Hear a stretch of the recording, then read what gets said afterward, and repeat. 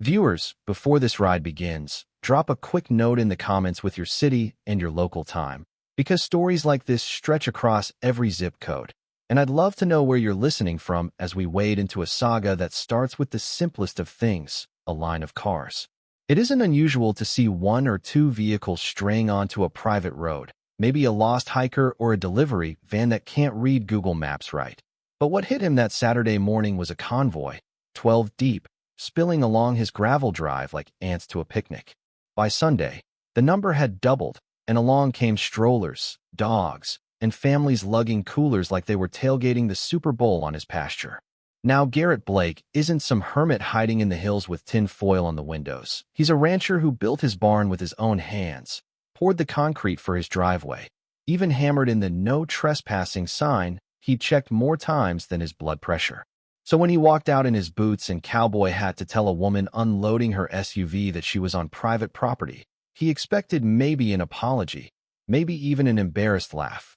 Instead, she said with the kind of casual confidence only suburbia can breed, "The HOA told us this is the new overflow lot." He blinked, because what HOA? He wasn't part of any homeowners association. He lived beyond the ridge, zoned agricultural, 30 acres of independence. But she just pointed toward the hill and kept unloading. The next guy walking by, kid dragging a foam sword through his irrigation ditch, grinned and added, "Don't worry, they said you're fine with it." That was the first gut punch. The second came when Garrett checked the HOA website.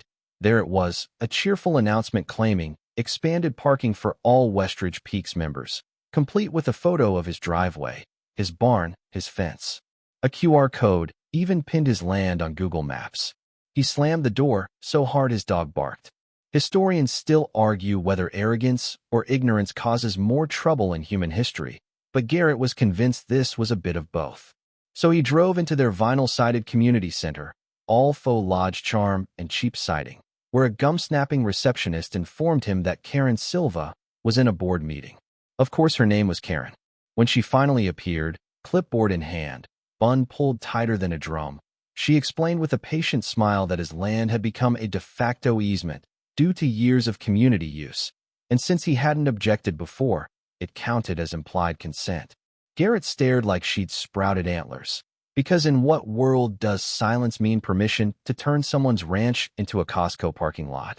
He stormed back home only to find SUVs idling in front of his barn, kids using his irrigation ditch as a toy battlefield, and one child relieving himself behind a hay trailer.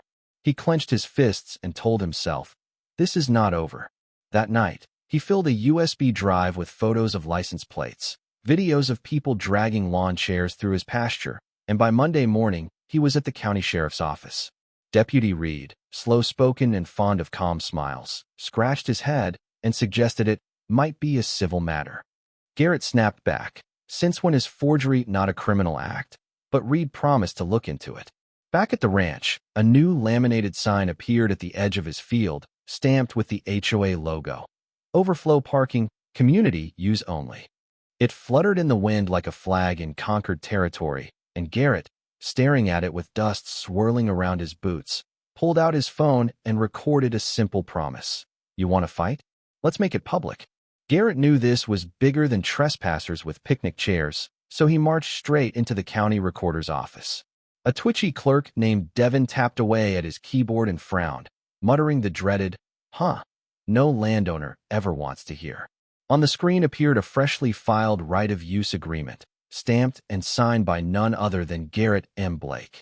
Except it wasn't his signature. Looked like someone's attempt at cursive after 3 cups of cheap coffee. Forgery, plain and simple. Devin advised a formal audit, which in government time meant weeks, but Garrett didn't have weeks. He walked out clutching the printout, stomach cold, knowing they'd tried to annex his land not just with SUVs, but with paperwork. That night he set up cameras across his property, capturing every license plate, every tailgate party, every tire rut pressed into his pasture. But the strangest footage didn't involve cars at all, it was sound. Reviewing one clip, he heard a low hum, faint but sharp enough to spook cattle into bolting like ghosts were chasing them. When he tracked it back to the fence line, he found gray boxes hidden in the brush, ultrasonic wildlife deterrents, the kind airports use to scare birds from runways. Only these were angled not at the HOA's side, but directly at his barn. He bagged them as evidence, muttering. Historians still argue whether cruelty starts in boardrooms or backyards, but either way, I've seen enough. Deputy Reed examined the devices, called them shady but maybe not illegal, and told Garrett to file yet another complaint. He did, but fate added fuel. During a riding session with local teens, therapy kids who came to his ranch to learn confidence around horses, a filly stumbled over a half-buried scrap of rusted car metal, pitched sideways, and sent a 14-year-old girl crashing down with a cracked rib and fractured collarbone. Her mother, a lawyer with fire in her veins, filed an injury claim not against Garrett but directly against the HOA, armed with footage of the offending SUV that had parked there for weeks. That story hit the evening news. Reporter Lindsay Morse filmed Garrett standing in front of his barn while, in the background, a family casually unloaded bikes as though her camera wasn't rolling. "Did you know this is private property?" she asked them. The mother shrugged. "Karen told us it was fine." That clip ran on every local broadcast, and Garrett's inbox exploded with messages from other landowners complaining of similar HOA tricks. It wasn't just his ranch. They'd been quietly carving temporary use zones all across the county. Then came the intimidation. He woke to find a trembling foal tied to his gate with a crude note. "Take care of your own animals, jerk." No tag, no chip, just fear in its eyes.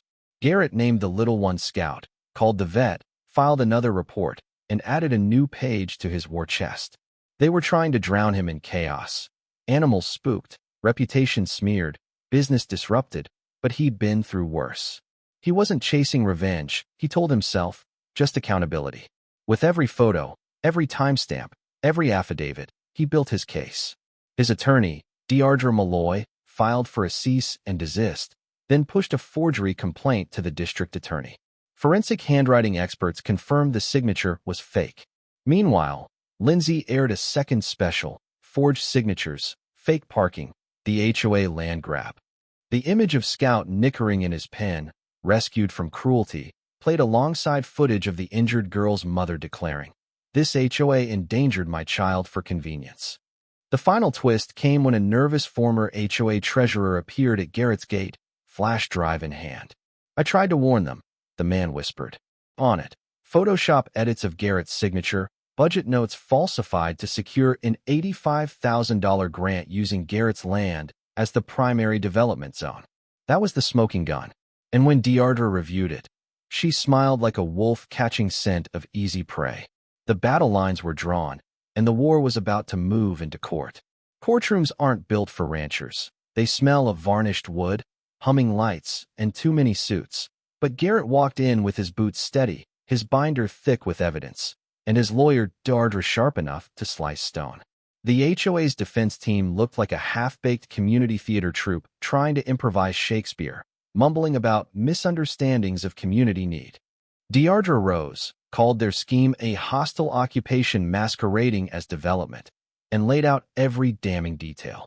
The forged signature, the ultrasonic boxes, the injury to a child, even the foal abandoned as some grotesque intimidation stunt. Jurors winced at the footage, gasped at the emails on that flash drive, and when Beth's mother testified how her daughter fell because of debris from HOA vehicles, the judge's gavel struck with a tone that meant someone was about to lose more than pride.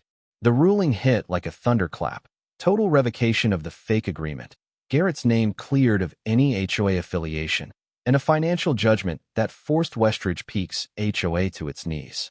State fines piled on for unauthorized land use, and whispers of grant fraud escalated into subpoenas. Karen Silva, the clipboard queen, was arrested in her office, marched past the very corkboard where her overflow parking notice had hung. The photo of her in handcuffs spread across local news, eyebrows raised higher than mountain ridges.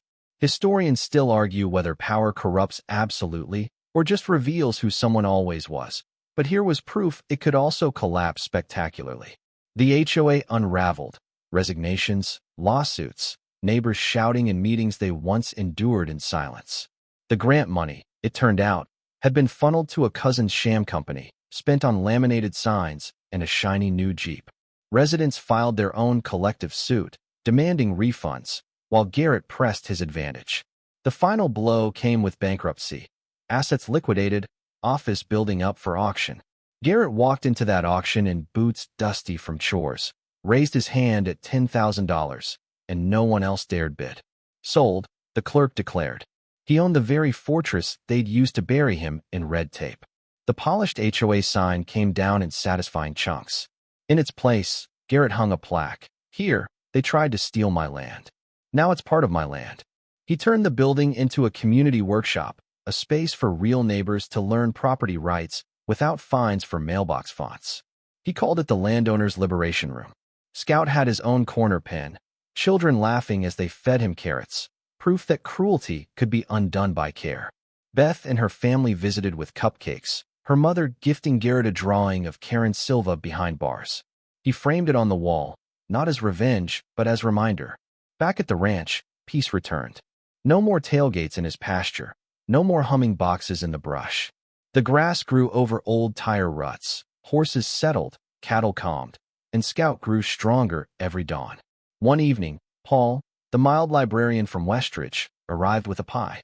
Peace offering, he said, explaining the HOA had been replaced by a simple neighbors group with no fines, no boards, just shared tools and potlucks. Garrett accepted, still chuckling when he noticed Paul's bumper sticker. Not today, Karen. The fight had been personal, yes, but his victory wasn't about revenge. It was about drawing a line in the dirt and saying, this far, no farther. And with that line held, a rancher kept his land, a community reclaimed its honesty, and a foal named Scout trotted in the twilight like hope itself. Now the dust has settled, and the story lingers like the last glow of sunset on fence posts. The pace softens, the sharp edges dull. You can almost hear the wind in the pasture again, brushing through tall grass that no longer hides tire tracks or laminated signs, just the steady rhythm of land healing itself. Garrett walks slower now, boots pressing into soil that finally feels like his alone again, each step less burdened, more certain. He leans on the gate where Scout grazes, the foal no longer trembling, but strong, curious, a living reminder that even when cruelty ties knots, care untangles them in time. In town, neighbors talk of what happened like a storm they survived, a cautionary tale passed over coffee and library tables. The old HOA office, once a symbol of control, now hums with laughter and learning. A child draws horses in crayon, while an old rancher teaches how to read zoning lines. The walls echoing not with rules barked from clipboards, but with stories shared freely. The building itself seems lighter, like it shed the weight of lies the day Garrett took down its sign. If you close your eyes, you can almost picture the courtroom silence after the gavel struck, the hush of inevitability as justice took its slow but certain shape.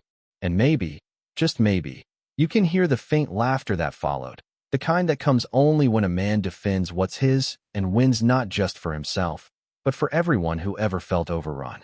So breathe easier tonight, knowing that even against stacked odds, truth can anchor itself deep. Let the last image be of Scout in the field at dusk, mane catching the fading light, the land finally quiet, the story finally at peace.